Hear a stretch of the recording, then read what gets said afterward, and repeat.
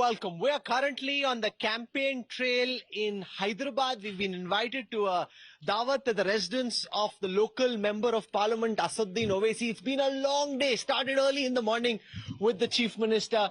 Now we're wrapping up with the local member of parliament of the AIMIM.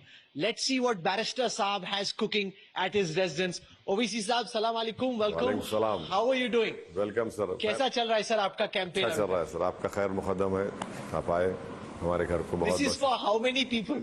This is like you've got food starting from here, going all the way till the end. So election campaign is going on. Don't worry, there are enough party members.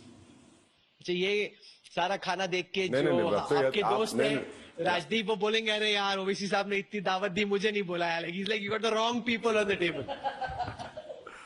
So Owaisi Saab, we have my colleagues here, Nagarjun, we've got Apurva, Bashir. So welcome, because we thought you said कि थोड़ा सा कुछ खा लेंगे. We didn't realize that there'd be like food starting from here, going all the way to the end. अब हम हमारे मेहमान हैं, आप हमारे घर आए, आप तो हमारा फर्ज बनता है कि we have to serve you properly. What you've got cooking over here? No, but this is generally what? This is a salad, biryani, and some fish, Hyderabadi. Baigan ka salan is there.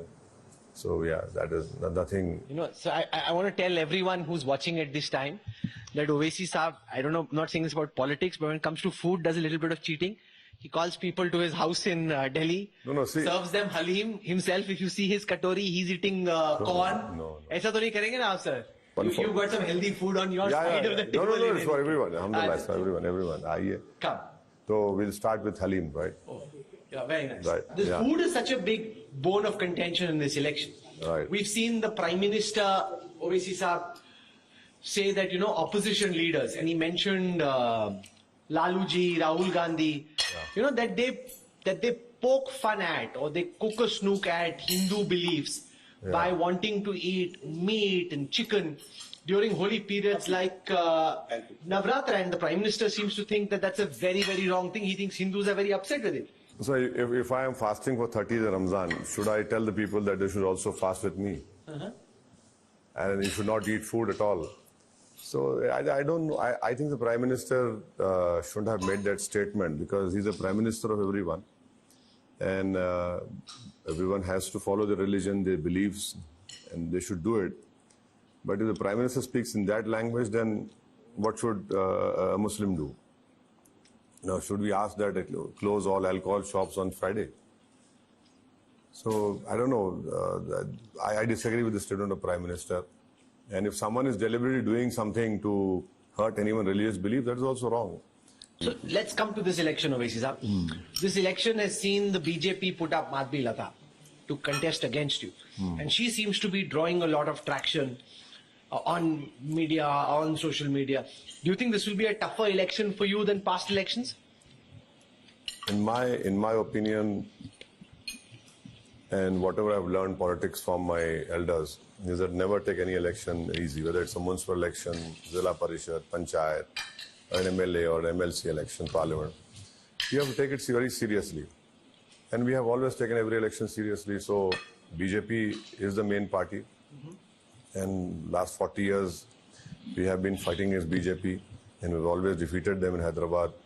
People of Hyderabad have been kind enough to grant us victory. So candidates are not important. It is BJP and other Congress and BRS are important. So but another major talking point, Owaisi Saab, in this election is the reservation for the minorities. Prime Minister keeps saying, look at Telangana, look at Karnataka. They're snatching the reservation of the SC, STs, OBCs, and they're giving religion-based minority reservation. How do you see this? So the reservation which is being given in Telangana and Andhra Pradesh started in erstwhile Andhra Pradesh. In 2004, Rajshekhar was the CM. And that was a assurance given to us by Mr. late Rajshekhar Reddy and Mr. Ghulam Nabi Azad, the then observer of that Congress party. Thereafter they get power, this sort of reservation will be given. Now, the reservation which is given in Telangana and Andhra Pradesh is based on social and educational backwardness. It's not based on religion.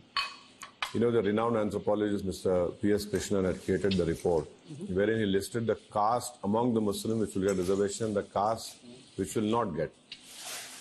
The Supreme Court had given a stay on it. So it is completely wrong for the Prime Minister to say that, number one, someone's share has been taken and given it to the backward caste among Muslims. And secondly, most important, it's not based on religion. It is based on social educational backwardness and the caste among the Muslims. So the Prime Minister is just trying to create a communal frenzy by saying that, whereas he had this great opportunity of breaking the 50% reservation limit in Parliament. He didn't do it. He could have easily done it. This time we have seen that the beef controversy during your campaign. But what we see is that simultaneously many Hindu supporters, mainly we've seen recently a Pandit, a Brahmin felicitating you, and then that video goes viral. So is it the Madhavi Lata effect, or is it something that has been going on with Owaisi in Hyderabad? During COVID time, the famous Lal Darwaza Mandir, Pujari, fell ill. And his family called me around about 2:30 a.m. that they wanted a bed for him. Alhamdulillah, we're successful in finding a bed for him. So don't go along with the BJP narrative that MIM does not work for, or works only for Muslims. MIM works for everyone. And that is why we're getting enough support this time around. What's your reading, Owaisi Saab, of the mood in the Muslim community across the country, not just in Hyderabad and Telangana, but your reading of the mood pan-India of the Muslim mind? My mood is, my opinion is that, number one, BJP has invisibilized the Muslim community as far as Indian politics is concerned. And over and above that, the secular parties are not willing to talk about Muslims as, as a community. So what we are seeing is that the secular or so-called secular parties want Muslim vote, but they're not willing to give them tickets, to make them win the elections. And unfortunately, that is a very, very bad sign for our Indian democracy. No, but do you think that the minorities also realize that it's the bigger national parties that can potentially take on the BJP, and therefore the more they vote for you, the more the chance of a wasted vote as such? No. Why is it? Because we are going to win Kishanganj. We are going to win, inshallah, Aurangabad as well.